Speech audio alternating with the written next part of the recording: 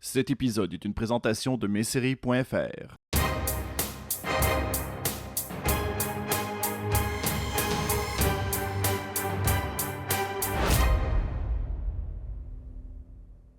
Mesdames et messieurs, j'ai l'immense honneur pour ce nouvel épisode de Luduc versus le doublage. Nous avons l'immense honneur d'avoir avec nous le comédien et directeur artistique Antoine Noël. Bienvenue parmi nous, Antoine. Est-ce qu'on peut se tutoyer premièrement? Évidemment, c'est ce que j'allais te proposer, oui. Bon, ben j'aime Ouais. ça. J'aime ça qu'on embarque sur les bases fortes, histoire que ça puisse être plus camaraderie là, dans cette entrevue-là. Euh, Avec plaisir. ben oui, Antoine, vous êtes directement de l'Europe et Tu me dis vous, tu me dis oh, vous êtes. excuse-moi. Et là, c'est rendu un réflexe Voilà. directement. Mais je vais partir directement sur ton pedigree de ton côté. Tu es comédien, tu es un homme de théâtre. D'ailleurs, j'ai vu que tu avais fait Cyrano, je crois. Tu avais travaillé Oui. dans la pièce de théâtre de Cyrano. Et Exactement. J'ai été choisi par Robert Hossein il y a longtemps maintenant pour jouer le rôle de Christian aux côtés de Jean-Paul Belmondo. Voilà, on a tourné pendant Wow. 3 ans. J'ai joué plus de 330 représentations. On est parti, on a fait une tournée mondiale et on a fini au Japon. On devait aller à Wow. Montréal et il y a eu un petit problème avec les décors, je crois, avec les arquebuses et puis ou les rapières. Et puis du coup, on n'est pas allé à Montréal, mais c'est dommage. Et c'était peut-être les 3 ans, professionnellement parlant, les plus belles années de ma vie avec mon professeur de théâtre qui est un maître qui s'appelle Jean-Laurent Cochet. Ouais, oui, Mais ça a été les deux plus belles rencontres, comment dire, professionnellement parlant, avec aussi José Lucioni, évidemment. wow. Ce sont Oui, José mes Lucioni, trois amis. dont la Ouais. fille fait aussi de la Olivia, VF, oui, Olivia exactement, que nous exactement. risquons de rencontrer. Petit scoop pour les gens qui vont Voilà. voir les futurs épisodes. Justement, vous avez parlé du fait que vous avez fait des représentations au Japon. Est-ce qu'il y a une certaine barrière linguistique lorsque vous faites des représentations à l'étranger?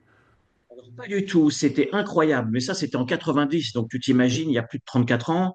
Quand on a joué au Japon, je crois que c'était en 92, je suis allé dans les coulisses pour voir comment ça se passait comment il faisait pour comprendre le texte évidemment d'Edmond Rostand. En fait, je suis allé en haut, au-dessus du cadre de scène, il y Mhm. avait la traduction en japonais. Et dans le centre qui envoyait parce qu'à l'époque, c'était pas des bandes rythmo, hein. C'était des diapositives avec les phrases, plusieurs phrases d'affilée. Et les Japonais sont tellement perfectionnistes que quand je suis arrivé dans la salle où il y avait comment on appelle ça, les projecteurs de diapositives, il y avait 5 machines. Et je demande pourquoi il y a 5 machines. Et il me dit, bah, comme ça, si jamais celle-là, elle tombe en panne, l'autre prend le relais. Wow. Si celle qui prend le relais tombe en panne, l'autre, elle prend le relais. Donc, on ne peut jamais avoir de panne au Japon. Et c'est devenu, moi, le Japon, depuis ce jour-là, j'y vais régulièrement. La dernière fois, j'y suis allé l'année dernière, où j'ai emmené ma fille, où j'y suis resté un mois. C'est un Wow. pays exceptionnel, mais dans tous les sens du terme. Et la grande valeur du Japon, ce sont les Japonais.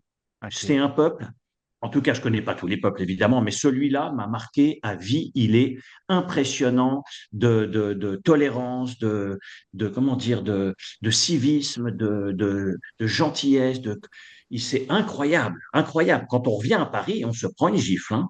Mais Ah j'ai ouais, entendu quand on revient. dire que, justement, cette communauté-là est très portée vers tu ne dois pas être en retard aux représentations. Un Exactement. acteur, Ouais. un comédien ne doit pas arriver en retard à sa performance. Ça a été le cas pour de votre côté aussi, là. Ben évidemment, mais je trouve on devrait même pas avoir à en parler. C'est Mhm. ça qui est dingue dans ce pays. C'est un truc, arriver en retard, c'est pas possible pour moi. C'est quelque chose qui m'arrive pas. Je pars du principe pour être à l'heure, il suffit d'arriver en avance. Oui. Comme ça, on est à l'heure. Et comme ça, on est peinard. Le Japon, j'ai vu le Shinkansen avec ma fille arriver en gare. Déjà, c'est impressionnant. Le train le plus rapide du monde. Et puis, il est magnifique avec son nez en forme de bec de pélican pour que dans la pénétration dans les tunnels pour pas qu'il y ait le boom que nous on entend en France ou ailleurs. Et le Shinkansen est arrivé, les gens sont sortis, le personnel s'est mis en rang devant la rame du train et quelqu'un est venu à ajuster les petites tenues comme ça, ils se sont mis comme ça, ils ont fait on est désolé, on a 3 secondes de retard. On est désolé, Wow! on a 3 secondes de retard. J'ai dit, ils rigolent ou quoi? Nous, on a je crois que c'est 3600 ans de retard en France. Oui, le cumul des trains de la SNCF en France, c'est 3600 ans par an. Eux, c'est 3 minutes 30 par an.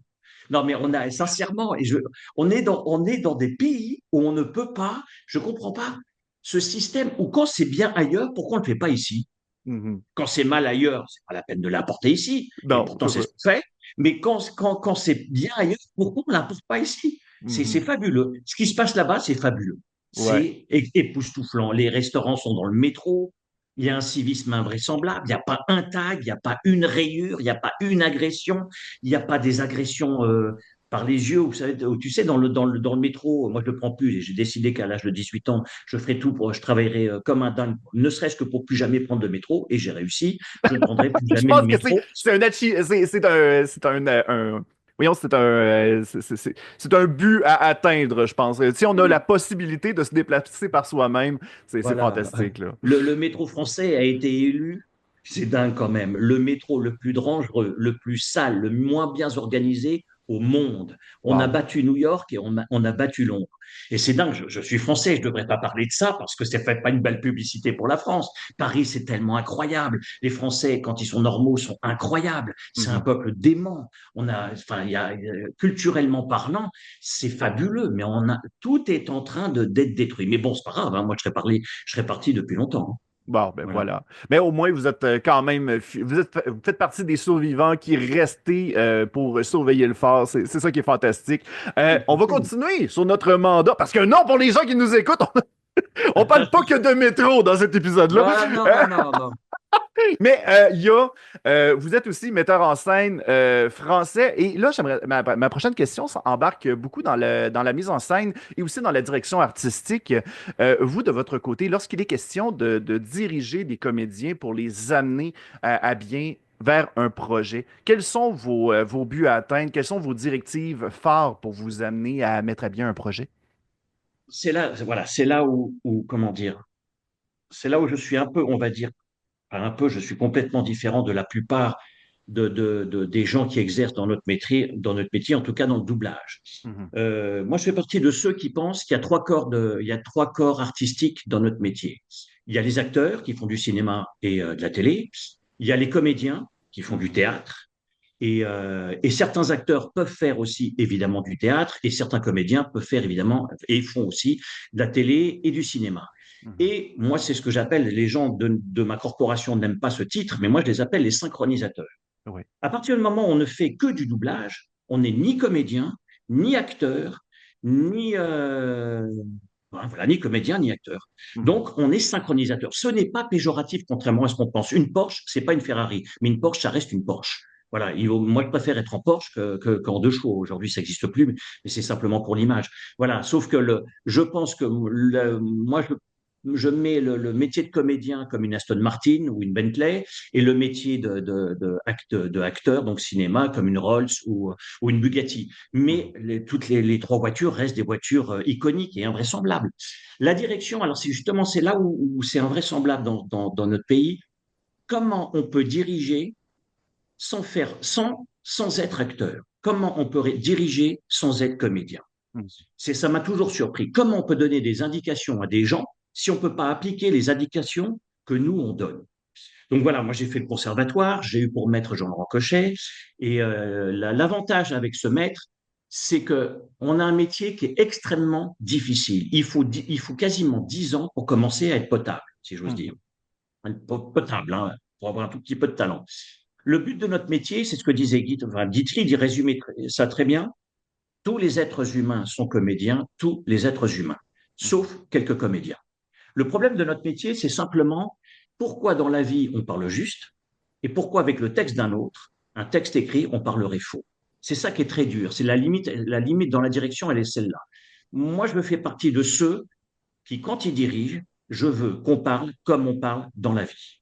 Je veux que la personne qui est dans sa cuisine, quand elle allume la télé, elle quitte la chambre ou elle quitte le salon dans lequel il y a la télé, elle va dans sa cuisine et elle se dit, mais c'est bizarre parce que la série que je regardais, c'était une série américaine, le dessin animé que je regardais, c'était un dessin animé japonais, Et là, on ne voit pas la différence parce qu'on et est j'ai un doute tellement là. Voilà, on est tellement aspiré par, exactement. on, Et on le j'ai un remarque doute. pas là. Ouais. Voilà. Et j'ai un doute, pourquoi il parle? C'est hyper naturel. On retourne, on va voir la télé, et on s'aperçoit que c'est japonais, ou que c'est américain, ou allemand, ou ce qu'on veut. Mais c'est ça. Et c'est ça qui est très, très dur. Il y a Moi, nous, on n'est pas. Moi, je ne suis pas un professeur de français. C'est-à-dire que je ne suis pas là à travers le doublage pour enseigner aux gens le français. Je ne suis pas là au doublage pour pour enseigner aux gens l'élégance. Je suis là pour mettre en valeur un produit qu'on m'a donné et essayer de le trahir le moins possible. Le doublage est une trahison artistique.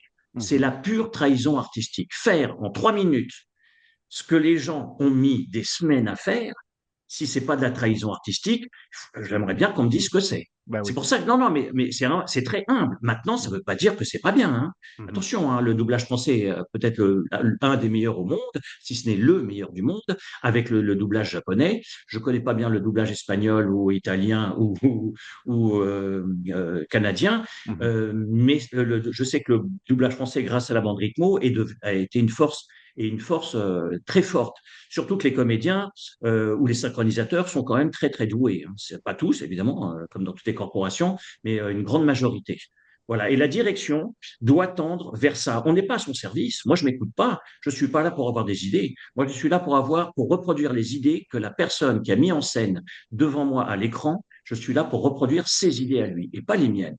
Moi, Mhm. je déteste les gens qui surarticulent, je déteste le doublage clinique. En fait, je déteste le doublage TF1. Le Mhm. doublage TF1, pendant très longtemps, a été un doublage clinique. C'est-à-dire, vous faisiez une série je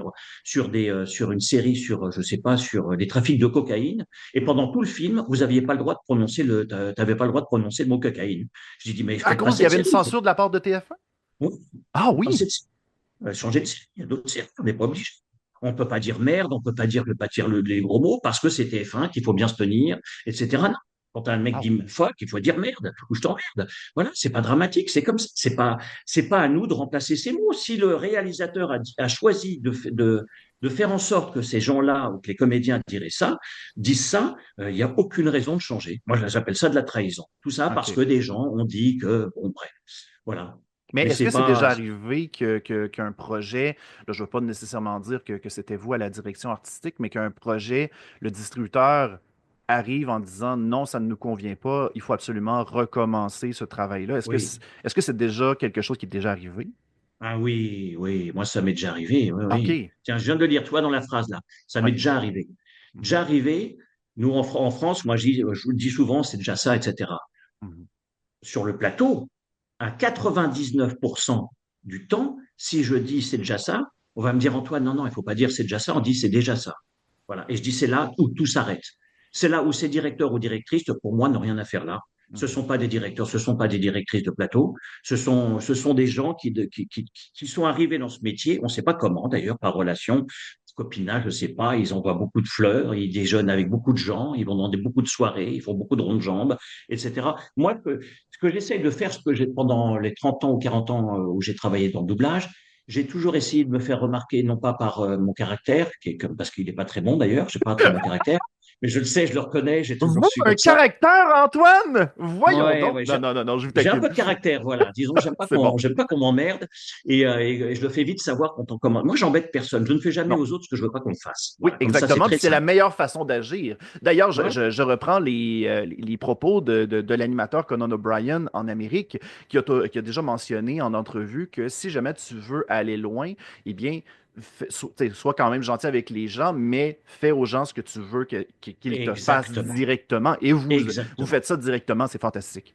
Voilà, c'est exactement ça. Et donc, j'ai toujours essayé de me faire remarquer par mon talent, par le peu de talent que j'ai, et ça a toujours été, ça a été mon but, et non pas par ma sympathie, par les cadeaux que j'offrais, par les gens que j'invitais au Mhm. restaurant ou les fleurs que j'envoyais. C'est très bien de faire tout ça, il n'y a pas de problème. Je l'ai fait beaucoup pour mon patron, mon ex-patron qui s'appelait Michel Salva, qui m'a fait rentrer en doublage avec Dominique Paturel, à l'époque où la Sophie existait. Je leur dois tout d'ailleurs.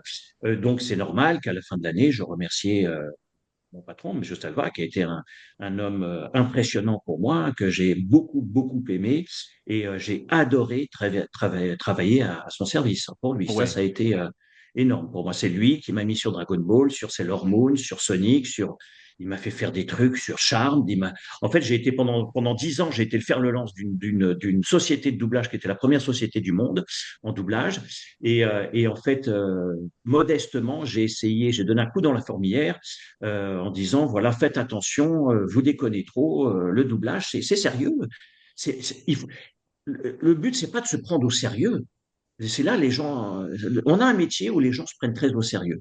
Moi, Est-ce que c'est c'est pas, moi, je me prends, excusez-moi de vous couper, mais vas-y, dis-moi. est-ce que c'est cette entrée, cette mention-là que vous avez fait qui vous a ouvert les portes vers les directions artistiques? Parce que les gens Oui, ont vu un certain sérieux de votre côté, qui ont fait comme, OK, cette personne-là tient à cœur la VF, la direction, on va lui donner les rênes pour un projet, pour le tester.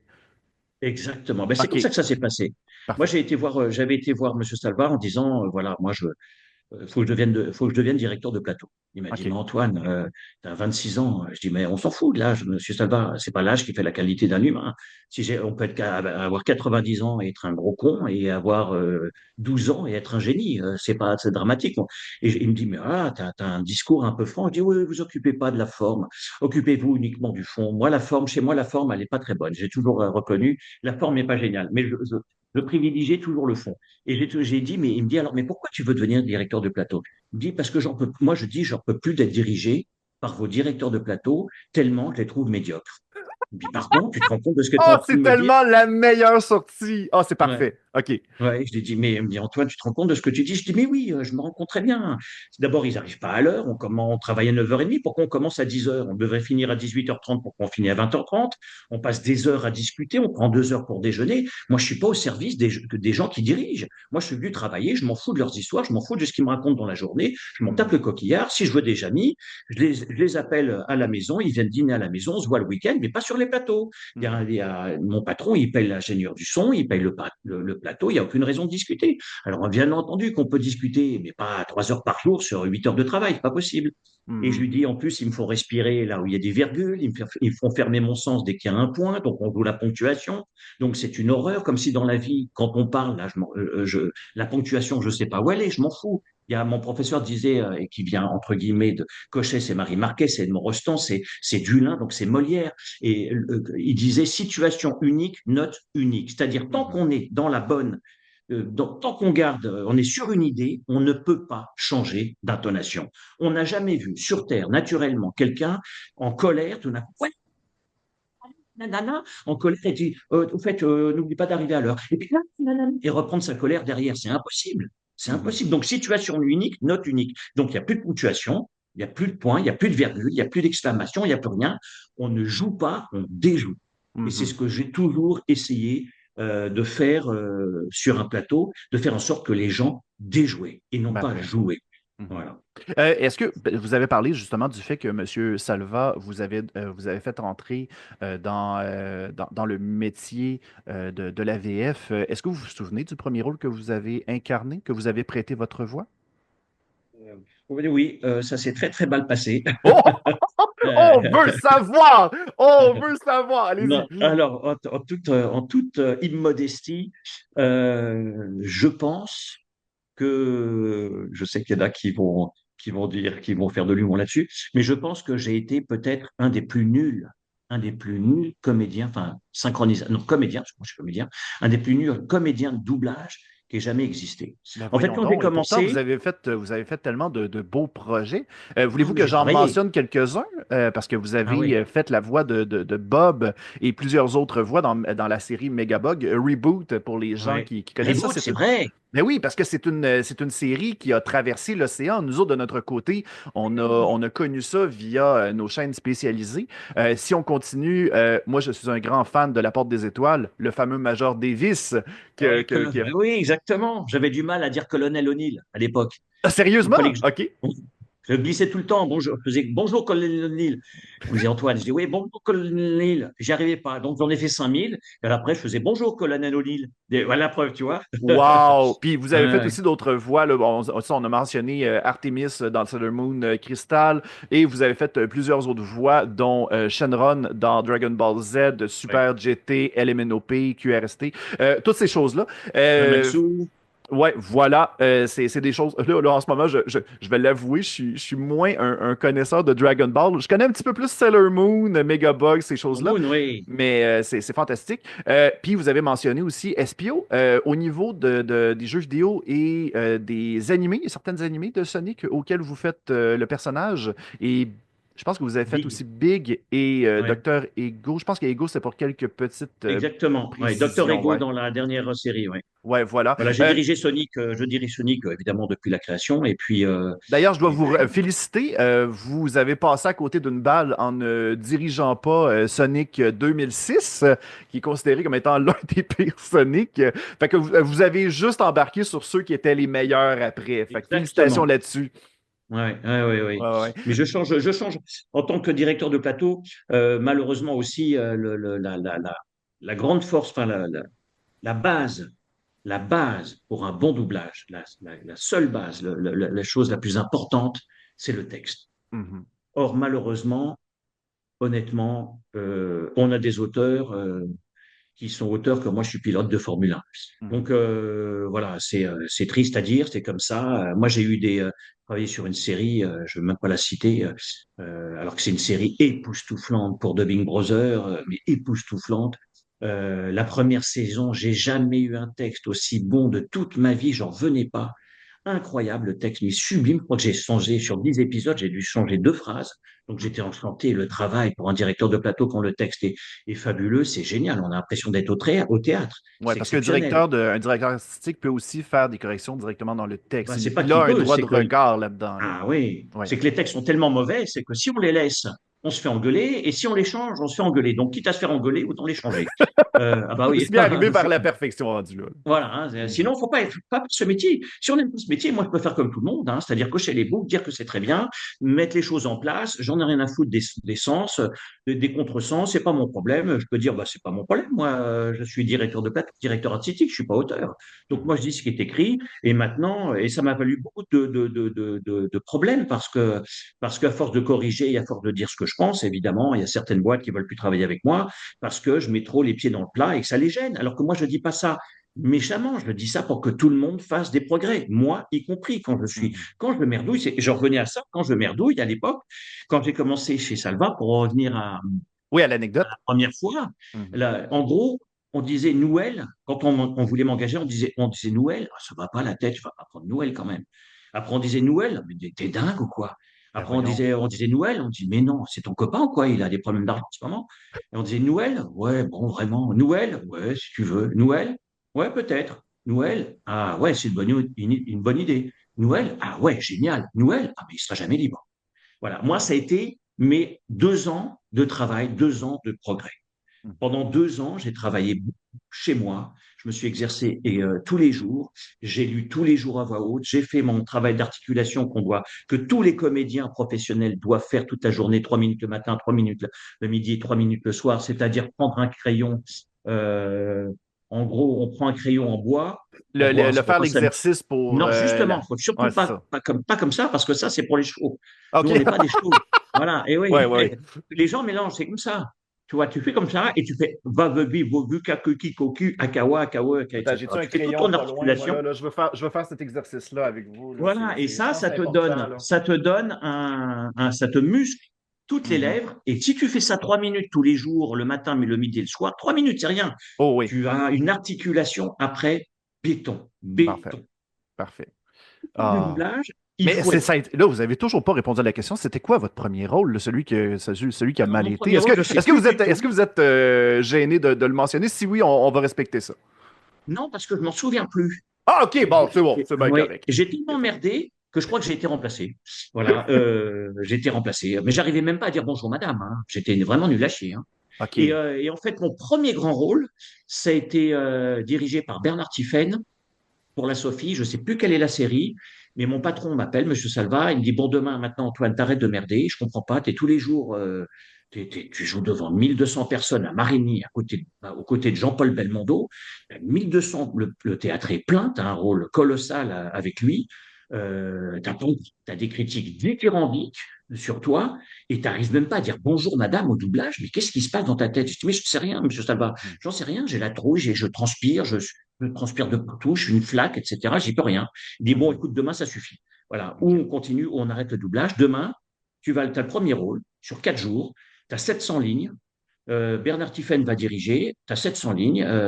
Il y aura le client, donc Canal+, il y aura moi, il y aura Dominique Bruno, qui était la chargée de production, qui était un amour, et il y aura l'auteur, etc. Je dis, mais monsieur Salva, vous pouvez pas me dire ça la veille, c'est pas possible. D'abord, je vais pas dormir, demain, je n'y arriverai jamais. Il me dit, si tu n'y arrives pas, on arrête.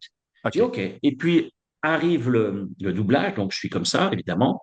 Mhm. J'ai des trous, je la trouille, je transpire, ça se voit pas, je fais semblant d'être à l'aise, etc. Et commencent les premières boucles. Et puis là, ça commence par c'est l'histoire d'un policier qui a des parents, comme tous les êtres humains, sauf qu'il avait un petit frère, et son petit frère est mort. Son petit frère avait, un grand frère, son grand frère avait 2 ans de plus que lui, ou 3 ans, Mhm. et en fait, ce sont ses parents qui ont tué son grand frère. Et OK. lui, en tant que policier, il est devenu policier et il se pose cette question, qu'est-ce que je fais? Parce que moi, mais je sais que mes parents étaient innocentés, mais en fait, ils sont coupables. Moi, je les ai vus Mhm. tuer volontairement mon frère. Qu'est-ce que je fais? Et tout comment dire, ce dilemme qui l'interpelle. Et donc, la première scène est une scène extrêmement émouvante. Et je me dis, bon, allez, Antoine, il y a deux choses. Ou tu fais ton cabot, etc., et tu essaies de faire qu'on soit gentil avec toi. Et je pense à Laurent Cochet qui me disait, Antoine, trompe-toi avec assurance. Oui. Arrête de demander pardon. On s'en Oui, fout. oui. Tu te trompes, tu recommences. Tu te trompes, tu recommences. Tu te trompes, tu recommences. On s'en fout. Oui.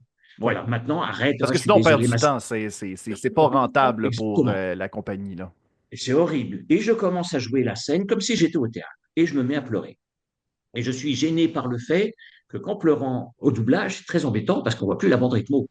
Parce que les larmes font que du coup, et je suis un peu cabot, je suis un peu malin, et je me tourne légèrement vers les gens qui étaient derrière moi pour qu'ils voient que je pleure, mais pas assez pas trop pour pas montrer voilà, comment te dire, pour frimer, quoi. Mhm. Et j'entends la dame de Canal+ qui dit, vous avez vu, il est en train de pleurer, il est en train de pleurer, c'est incroyable, on l'adore, etc. Wow. Et tout d'un coup, Ça, c'était le chant du cygne rendu là, là. voilà. Et ça Ouais. m'a donné confiance. Et Wow. la série s'est hyper bien passée. Et j'ai compris, il y a un truc qui s'est débloqué en moi. Et à partir de là, je n'ai fait que des progrès. Je suis passé de archi nul à potable, à plutôt pas trop mal et à ce que je suis aujourd'hui. Voilà. OK, parfait. Le temps file. Malheureusement, il nous reste que quelques minutes parce que on va l'accuser tout de suite. Passionnant. Zoom est en version 40 minutes et c'est quand même assez limité. Euh, de votre côté, la seule chose j'ai bien gros retenu, c'est que vous avez fait la direction artistique pour des animés. Et un truc qui me fascine, c'est souvent les doubleurs qui vont aller crier. Des fois, c'est des textes qui doivent être criés à tue-tête. Ça doit terminer avec des extinctions de voix, ces séances-là. Ça doit être épouvantable. Alors, oui, je suis d'accord, mais toujours pareil. C'est comme si on me disait, c'est comme si tu allais faire Roland-Garros, la Mhm. finale de Roland-Garros. Donc, tu es un grand sportif, tu es très connu, etc. Et tu arrivais devant ton adversaire et tout d'un coup, tu disais, mes raquettes, j'ai oublié mes raquettes. Qu'est-ce que je fais? Tu peux pas me prêter une de tes raquettes à son adversaire. Et l'adversaire lui dit, ah non, t'avais qu'à prendre ça à tes raquettes, je suis désolé. Mhm. Il dit, mais t'es vraiment un enfoiré. Donc, parce que j'ai pas pris mes raquettes. Et l'autre, tu dis, oui, t'avais qu'à c'est pas un enfoiré, c'est toi qui as un gros de ne pas avoir pensé à tes raquettes. Eh ben, le doublage pour les dessins animés de manga, c'est exactement la même chose. Si on n'a pas des cordes de bronze, il faut pas faire ce métier. Ouais, ouais, je comprends. Il faut pas faire de manga. Ouais. Au bout de 3 cris, moi j'en connais, au bout de 3 cris, ils se cassent la voix. Je leur dis à chaque fois, t'es imposé, donc j'ai pas le choix, mais c'est anormal que je dois faire tes boucles en fin de journée sous prétexte qu'au bout de 4 cris, t'as plus de voix. Moi, ça me regarde pas. Moi, Mhm. je peux crier pendant 8 heures. Le lendemain matin, comment dire, j'aurais un petit peu mal à la voix, j'aurais perdu un petit peu de timbre, mais je me serais jamais cassé la voix. Oui. Il faut changer de métier quand on n'a pas de voix. C'est un métier où tout est basé sur la voix. Donc, si on a des cordes fragiles, il faut surtout pas le faire. C'est ça le problème. Voilà. Ouais. Moi, je travaille avec Patrick Borg, qui fait Goku dans Dragon Ball. Je Mhm. peux vous dire que Patrick Borg et Éric Legrand, ça déménage et Mhm. à jamais de plainte, et ça y va, et ça transpire, et on se marre, et c'est pour ça que Dragon Ball aussi le doublage français et à comment dire, les gens sont passionnés par ce doublage parce que toute l'équipe se donne à fond. Patrick Mhm. et Éric Legrand se donnent à fond. Brigitte Legordier, Céline Monsara, Philippe Ariotti, c'est du délire ce qu'ils font. C'est du délire parce que ce sont des purs comédiens. En plus, c'est des purs comédiens. C'est des purs comédiens, c'est pas des synchronisateurs. Ils sont pas arrivés dans ce métier parce qu'ils savaient pas faire autre chose. C'est Mhm. ça qui est dingue. Patrick, il a commencé avec Monterland. Il a eu comme directeur, quand il a joué dans la pièce la ville dont le prince est un enfant de Monterland, Henri de Monterland, Monterland était dans le théâtre. Wow. À le regarder, c'est du délire. Voilà, ça, c'était des comédiens. C'est pour ça, alors aujourd'hui, les synchronisateurs, évidemment qu'ils n'ont pas de voix, puisque c'est pas leur métier. Mhm. Normalement, enfin, c'est pas leur métier. Ça peut toujours être mal interprété ou méchant. C'est peut-être méchant, j'en sais rien. Mon but, c'est pas d'être méchant, Non, non, c'est non. d'être factuel. Il faut être Mhm. factuel. Il faut appeler les choses comme elles sont. Quelqu'un ne travaille pas sa voix. C'est un pianiste qui arrive. Imagine un pianiste qui arrive à un concert. On lui met la partition, etc. Puis au moment du concert, il fait comme ça.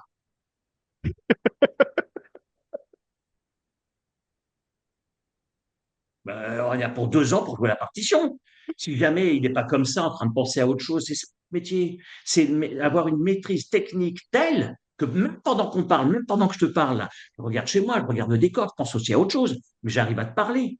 C'est Mhm. ça qu'on doit faire. C'est ça le grand doublage. C'est ça les grands comédiens. C'est ceux qui arrivent à dire quelque chose, à être quelqu'un en pensant à autre chose et non pas jouer avec les tripes et les tripes. Jouvet disait, oh, oui, mon petit gars, les tripes uniquement à la mode de camp. On en a un fou des tripes. C'est avec ça qu'on joue. C'est pas avec ça. Hein. C'est Mhm. ni avec ça, c'est avec ça. Tout est là. Tout est là. Après, ça correspond évidemment, mais tout est là. Avec la respiration, le roi du silence, être toujours en haut de l'inspire, ne pas bloquer sa respiration, ne parler que quand on ne peut plus faire autrement. Oui, Aujourd'hui, tout le monde parle pour dire n'importe quoi. Le but, c'est pas de parler, c'est de dire des choses intéressantes. oui. Voilà, c'est ça ouais, parler, on s'en fout. On a tous le don de parole. Ouais, voilà. Hey, le temps file déjà, c'est déjà la fin de notre entrevue, Antoine. Un Ah, énorme merci d'avoir merci. Hein. Il y a partagé du avec ça montage, hein. avec nous. Ben non, il n'y Il y a a du pas de problème. montage. Non, mais je trouve que l'entrevue est formidable. On s'en reparlera après, mais je vous laisse le mot de la fin, Antoine, avec la voix de votre choix, si vous voulez parler avec nos auditeurs québécois. Ouais, là, je suis très, très nul parce que comment dire, j'arrive pas à faire les voix si j'ai pas l'image. Oui, Comment dire? je comprends très bien. Ouais. Il y a plusieurs collègues qui ont Voilà. le même Il y en a problème. qui sont très doués, comme Emmanuel Curtil, vraiment très doué, très bon comédien en plus, même excellent. Il y en a qui sont vraiment incroyables là-dessus. Moi, je sais pas très bien. En plus, j'ai jamais eu de voix titrée. Ah si, Tough Puppy. Mais j'arrive même pas à Tough Puppy, j'arrive même pas à m'en souvenir. Ben, sinon, Shenron, ça peut être celle d'Antoine, tout simplement. Simplement le voilà, mot de la fin. On va laisser exactement. le dernier Merci mot à à vous. Antoine. Merci à toi, merci, je vous embrasse tous et merci pour cet accueil, merci chaleureusement et merci à Christophe Gonin de m'avoir permis d'avoir cette entrevue, cet entretien, cette interview. Ben, ça nous Voilà. fait plaisir, Antoine. Bon Je vois succès pour qu'il la y a des suite. figurines derrière. Oui, oui, exactement. Ouais. Et C'est c'est là où on voit où que je Donkey. suis un grand fan là-dessus, là.